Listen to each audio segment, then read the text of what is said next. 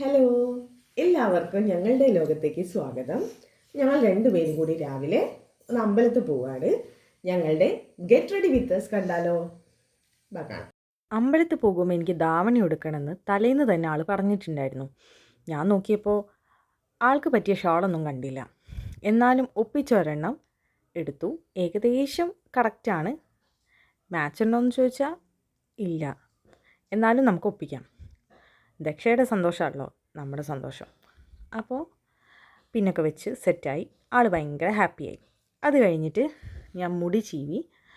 രാവിലെ തന്നെ കുളിച്ചതിനെ കൊണ്ട് ജട കളയാൻ ഒന്നും സമയം കിട്ടിയില്ല. അങ്ങനെ മുടിയൊക്കെ ചീവി ഒതുക്കി കെട്ടാൻ നോക്കിയപ്പോൾ അതേ പൊങ്ങി വരുന്നു പാല്. ആൾ തന്നെ വെട്ടിയതാട്ടോ. അങ്ങനെ അതൊരുവിധം ഉള്ളിലാക്കി ക്ലിപ്പ് വെച്ചിട്ട് സെറ്റ് ചെയ്തു. അത് കഴിഞ്ഞ് രണ്ട് സൈഡിൽ നിന്നും എടുത്തിട്ട് ജസ്റ്റ് ബാക്കിൽ പിന്നിയിട്ടിട്ട് റബ്ബർ ബാൻഡ് വെച്ചു. അത് കഴിഞ്ഞ് ഒരു ഗോൾഡൻ കളർ വളയുണ്ടായിരുന്നു, അതെൻ്റേതാണ്. പിന്നെ ഐബ്രോ എഴുതി കൊടുക്കുകയാണ്. ഐബ്രോ ഒക്കെ നന്നായി ഫില്ല് ചെയ്ത് കൊടുത്തു. പൊട്ട് വെച്ച് കൊടുക്കുന്നുണ്ട്. അത് കഴിഞ്ഞിട്ട് കണ്ണെഴുതി കൊടുത്തു. അപ്പോൾ ലിപ്സ്റ്റിക്ക് വേണമെന്ന് പറഞ്ഞപ്പോൾ കുറച്ച് മാത്രം ലിപ്സ്റ്റിക്ക് ഇട്ട് കൊടുത്തു.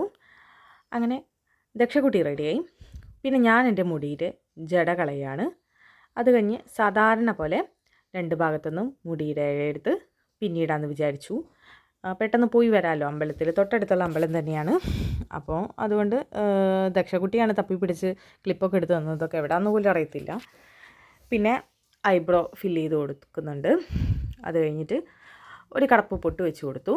പിന്നെ ഐലൈനർ എഴുതി കൊടുക്കുന്നുണ്ട്. കണ്ണിൻ്റെ അടിയിൽ എഴുതാൻ മടിയായിട്ടാണ് ഐലൈനർ എഴുതി കൊടുത്തത്. അത് കഴിഞ്ഞ് ലിപ്പ് ലൈനർ വെച്ചിട്ട് ലിപ്പൊന്ന് വരച്ച് കൊടുത്തിട്ട് ജസ്റ്റ് ഒന്ന് ലിപ്സ്റ്റിക്ക് ഇട്ടു. സിന്ദൂരം വെച്ച് കൊടുത്തു. കമ്മലും ദക്ഷക്കുട്ടി തന്നെയാണ് തപ്പിയെടുത്ത് തന്നത്, അതുകൊണ്ട് അതും ഇട്ടു. അങ്ങനെ ഞങ്ങൾ റെഡിയായി അമ്പലത്തിൽ പോകാൻ പോവാണ്. അങ്ങനെ ഹെൽമറ്റൊക്കെ വെച്ച് ഇവിടുന്നൊരു 5-10 മിനിറ്റ് അത്രയേ ഉള്ളൂ. അങ്ങനെ ഞങ്ങൾ നടക്കുകയാണ്. അതിനുള്ളിൽ കൂടെ ക്യാമറ പിടിച്ചത് ദക്ഷമോളാണ്. അങ്ങനെ ഞങ്ങൾ വണ്ടിയിൽ കയറി.